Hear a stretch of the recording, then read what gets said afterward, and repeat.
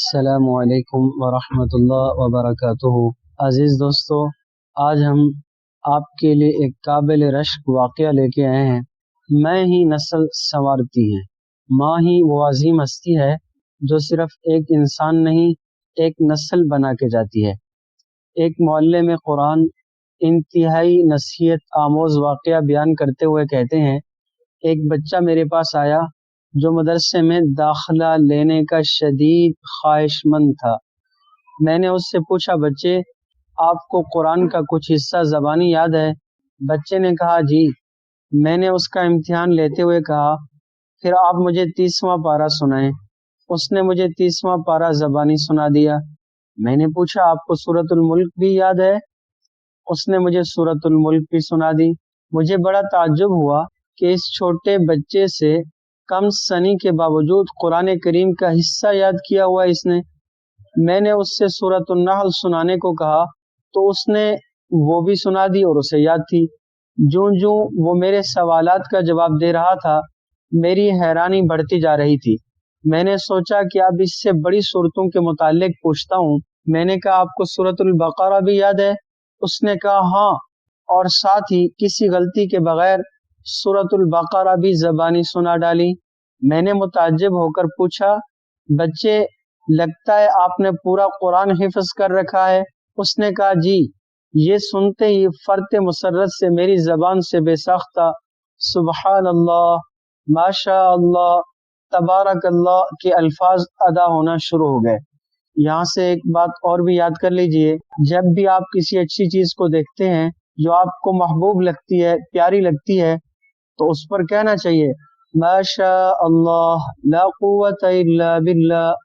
یہ 15ویں پارے میں سورہ کہف میں فرمایا گیا ہے، آپ کو اگر کوئی چیز پیاری لگتی ہے، اچھی لگتی ہے، آپ اس پر کہہ دیں ماشاء اللہ لا قوت الا باللہ۔ اس کا ایک سب سے بڑا فائدہ یہ ہوگا کہ اس چیز پر آپ کی جو نگاہ پڑی ہے اس سے کوئی نقصان نہیں ہوگا۔ میں نے اس بچے سے کہا، آپ کل میرے دفتر آ جائیے گا اور ساتھ اپنے سرپرست کو بھی لیتے آئیے گا۔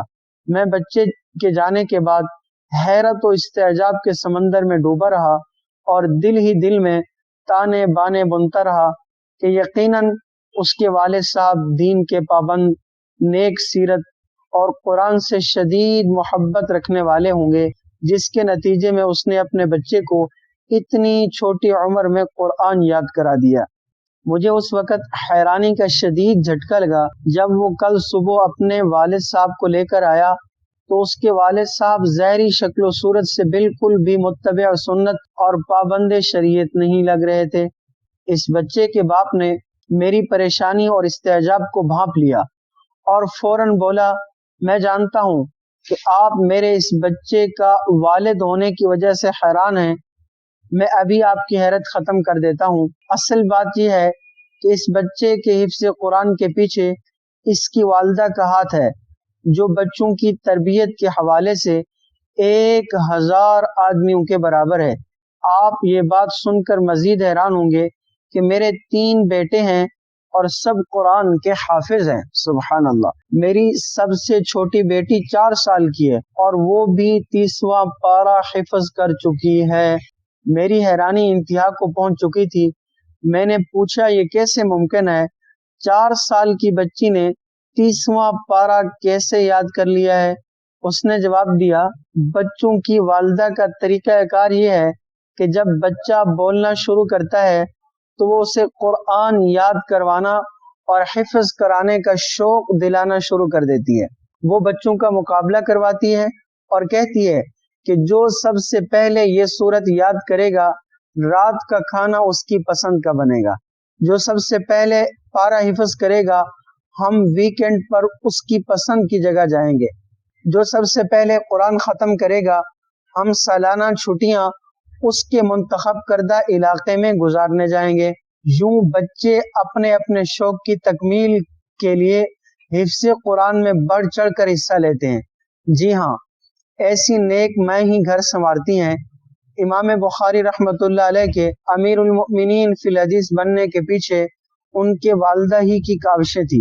امام شافعی رحمۃ اللہ علیہ کے عظیم فقیہ و محدث بننے کے پیچھے ان کی والدہ ماجدہ کی یہود مسعودہ تھی۔ امام مالک رحمہ اللہ کے امام دارالہجرت کے منصب عالی پر فیض ہونے کے پیچھے ان کی والدہ محترمہ کا ہاتھ تھا۔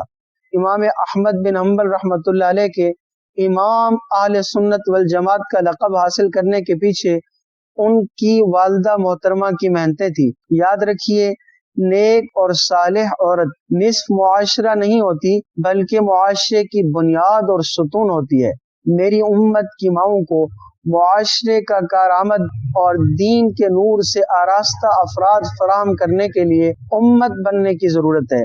اگر میں امت بننے کا تہیہ کر لیں تو قوم کو بام عروج پر پہنچنے سے کوئی نہیں روک سکتا۔ عزیز دوستو، آج سب سے زیادہ جس پر محنت کی ضرورت تھی وہ یہ تھی کہ ہم اپنے گھر میں جو ہماری گھر میں بچیاں ہیں، بیٹیاں ہیں، ان کی تربیت پر محنت کریں۔ ہم یقیناً ان کو اعلیٰ ترین ڈگریاں لینے کے لیے دن رات ایک کر دیتے ہیں، لیکن کبھی غور کیا ہے کہ ہم نے اس بچی کو بہترین ماں بنایا ہے؟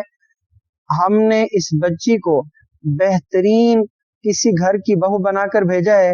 دوستو، اشد ضرورت ہے اس بات کی کہ ہماری یہ جو بیٹیاں ہیں، ہماری جو بچیاں ہیں، ان کی تربیت اس معیار پر کی جائے کہ جس جگہ جائیں تو یہ پورے معاشرے کو سدھار دیں۔ اللہ سے دعا ہے اللہ ہم سب کو بہترین معاشرے کا فرد بننے کی توفیق نصیب فرمائے۔ اپنا خیال رکھیے گا۔ اللہ حافظ۔